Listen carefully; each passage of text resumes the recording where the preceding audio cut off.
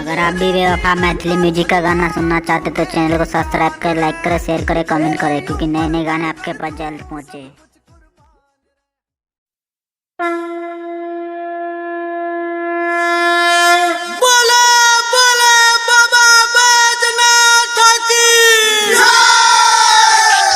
भोले बाबा के जल चढ़ाई दी है।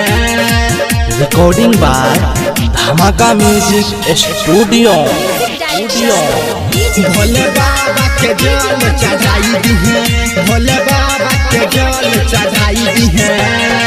अइलो सावन छौरी सुन हमर बात गे, बाबा नगरिया चले हमारा तो साथ गे। अइलो सावन छौरी सुन हमर बात गे, बाबा नगरिया चले हमारा तो साथ गे। अपन कान पर कमर उठाइली है, हाँ उठाइली है, हाँ उठाइली है, हाँ उठाइली है गे, उठाइली है, हाँ उठाइली है गे। भोले बाबा के जल चढ़ाई दी है। भोले बाबा के जल चढ़ाई दी है। अइलो सावन छौरी सुन हमर बात गे, बाबा नगरिया चले हमारा तो साथ गे। अइलो सावन छौरी सुन हमर बात गे, बाबा नगरिया चले हमारा तो साथ गे।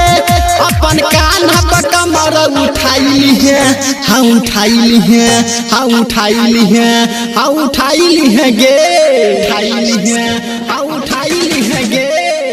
भोले बाबा के जल चढ़ाई दी है।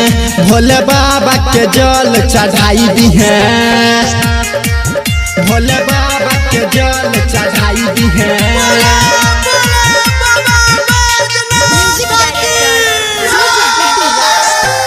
भोले बाबा के जल चढ़ाई दी है।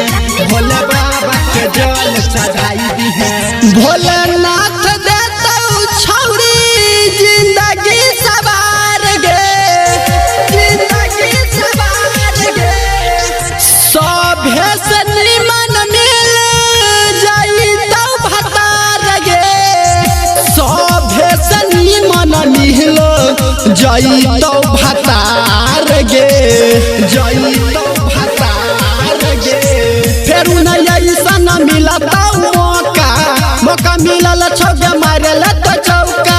फेरू नहीं ऐसा मिलता मौका, मौका मिलल छौ मारल गे चौका।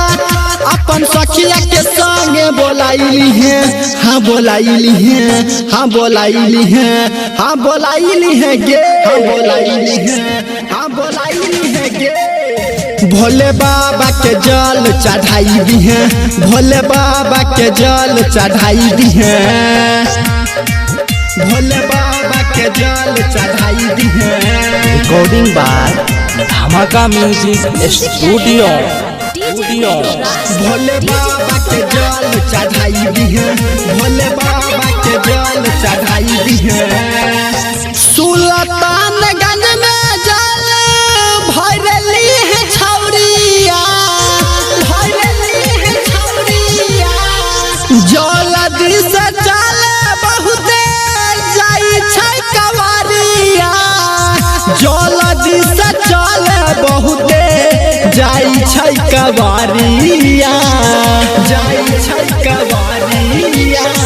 नारा लगई है बोला बम बोल के, हर हर महादेव के मगन में डोल के। नारा लगई है बोला बम बोल के, हर हर महादेव के मगन में डोल के।